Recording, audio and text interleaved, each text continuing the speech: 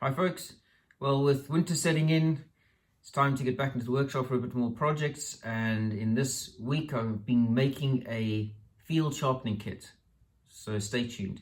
So I wanted it to be fairly small and compact, something I could just pick up and throw into my rucksack as I was leaving, along with my first aid kit. So I'll run through what I've got in here. It's not massively comprehensive, but there is space. If I want to leave it at home, I could put more things in it, but for taking out to the field, there's a few items in here, and I'll show you how I got on. So my starting point was this oiled leather, which as soon as you start using it, develops a really nice patina. Looks really old and well used, which is exactly what I wanted. So I started off with that, and really all I've done is just create a very simple tool roll, but in this case a bit smaller than usual, and it's got just enough space for me to store the kit that I need out in the field. Alright, so first up is the sharpening stone. This is the Falkniven DC4. It's diamond and ceramic, very well known. The 4 is the size. There are different sizes they sell, but this is perfect for a field kit. Now you can just have the stone on its own with the sheath that it comes in, and then they recommend you can use the back of the sheath as a strop. So that's your simplest form in your kit and you're done. I don't particularly like this as a strop. It's quite smooth. It'll work, but you know, if you're making up a small kit, you can actually get a dedicated strop. So that's what I've done here. So with that being my starting point, I wanted my dimensions to roughly mirror that, and it would then fit into a similar size tool roll. So the next item I made was this strop, and I used an offcut of wengi, which is a nice tropical hardwood. It's quite stiff, got a nice feel and texture, and it just makes it a nice item in your kit. Then I've glued on some fairly stiff leather with the rough side out, and then I have charged it with stropping compound, and that will be a much better strop than the back of the sheath for the stone. And you can also use that if you need to strop your axe, or to freehand strop like that, rather than putting the blade onto the strop. And that is exactly the same size as my DC4, and they can go together in this pouch. Now I've also got just a cleaning cloth, which is always handy, a bit of old t-shirt, and then the honing stropping compound. This is the one from Veritas that they supply for their woodworking tools like chisels.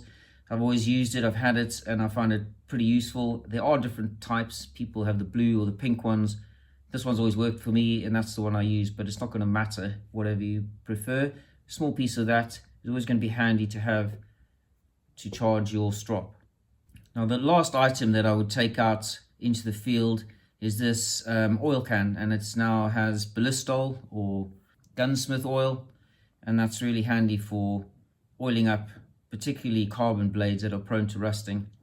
Now I had this little oil can made up for me by a friend of mine. He's got a small engineering shop, and he turned this out of a solid brass bar for me, and I'll get to it shortly. But the inspiration came from these old military oil kits that we used to go with the Lee Enfield rifles in the British Army.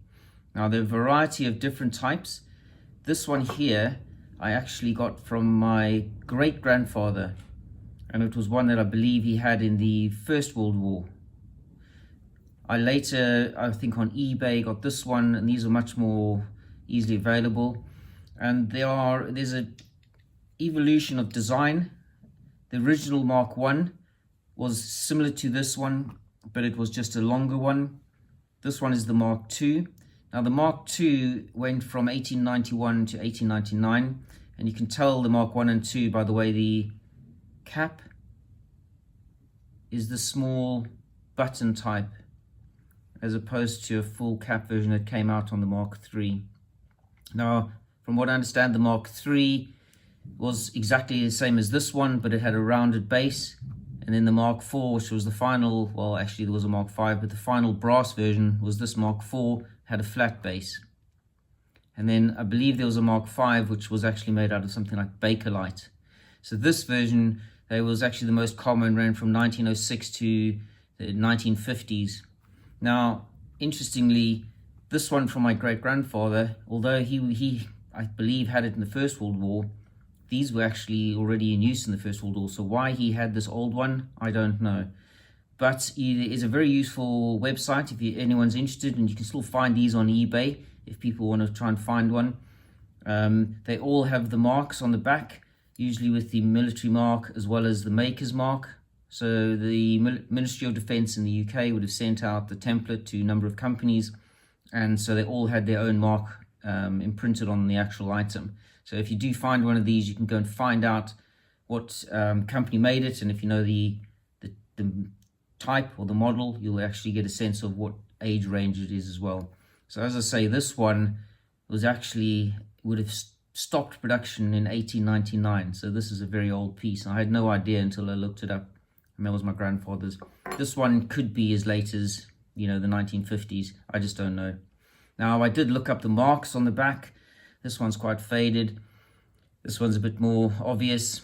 But there's a government mark, and the MOD mark in the UK has the small arrow, and that tells you it was Ministry of Defence. Now, this one also has the mark for the Birmingham Small Arms Company, so they were the ones who made this one. And in this case, it was the London Small Arms Company, and there's also the WD mark of the government. So a bit of history, really interesting. They're pretty cool little things, and you can still get some of the more recent ones on eBay. I believe these were made in thousands, so there were many copies made by different companies, so they're still readily available.